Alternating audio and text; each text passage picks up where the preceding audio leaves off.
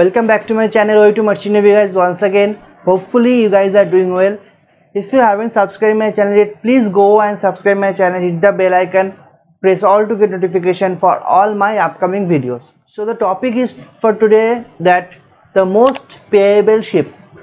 Before moving to the topic, it is very important to know the divisions or the types of ships. In a division we can divide the ships in two parts. First is the dry fleets, second is the liquid fleets or tanker fleets, whatever you can call. So in dry fleets there are several types of ships such as the bulk carriers, the containers, the PCC. PCC means the pure car carrier, or otherwise you can say the ro-ro vessels or roll-on roll-up vessel. Basically it carries the car and trucks, etc. Now if we move into the tanker ships or the liquid fleets, there are oil tankers. Oil tankers also the subdivided parts such as crude carrier, product tanker, okay. And apart from that there are gas carriers. Gas carriers also separate types of there, like LPG and LNG, liquefied petroleum gas and liquefied natural gas. And another is chemical tanker. These are the basic types. Apart from that there are several types of ships are there, such as your even the tugboat can be included, and your cattle carrier is there, your refrigerated container is there.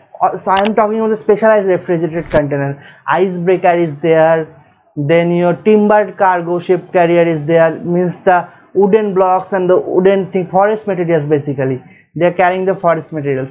And apart from the several sizes ships are there, such as Aframax, Panamax, Suezmax, several types of size and GRT type of ships are there. Actually the difference of salary on that basis are not mandatory or not applicable. The main part is the type of cargo the ship is carrying.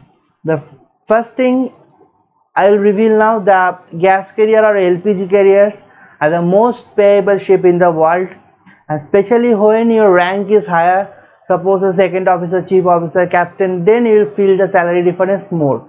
As a cadet or as a third officer or junior officer, you will not feel that much of salary gap, but with the time you will get promoted, you will find the salary gap with your fellow batchmates or your colleagues from who are working on the dry fleets. Definitely there will be salary gap. Suppose I am talking in Indian rupees here. So suppose a captain in bulk carrier is getting 8 lakhs per month. In gas carrier he might get around 12 to 13 lakhs, maybe more than that. So now that is the part of the most payable ship. So LPG and LNG almost same salary, but LNG is little higher side, okay. Now move to the best ship to start your career. This is the second topic of the video.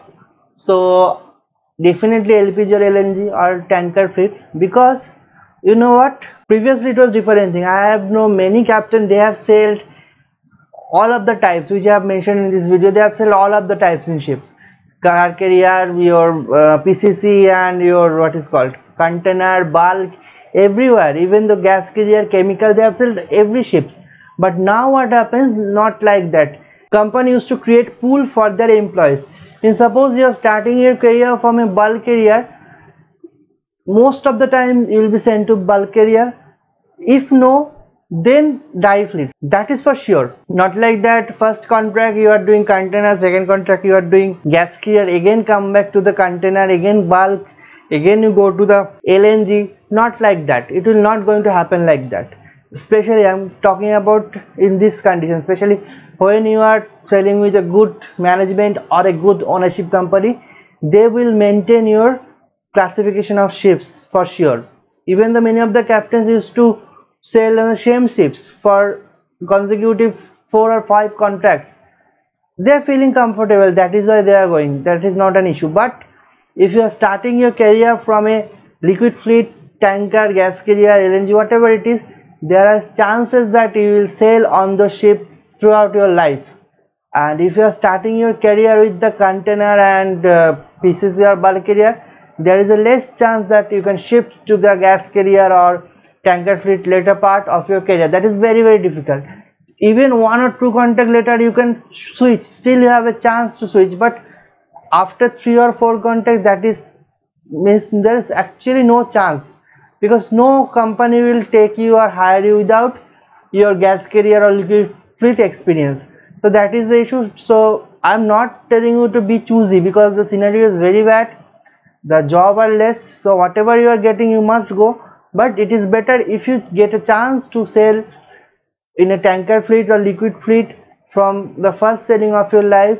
That will be better for you. You will be benefited in the future, that is for sure. When you will become chief officer and captain, then you will feel the salary gap from the dive fleets, and definitely if salary is high, you will be definitely benefited. So thank you for watching. I wanted to tell you these things. So if you have liked this video, please give me a thumbs up.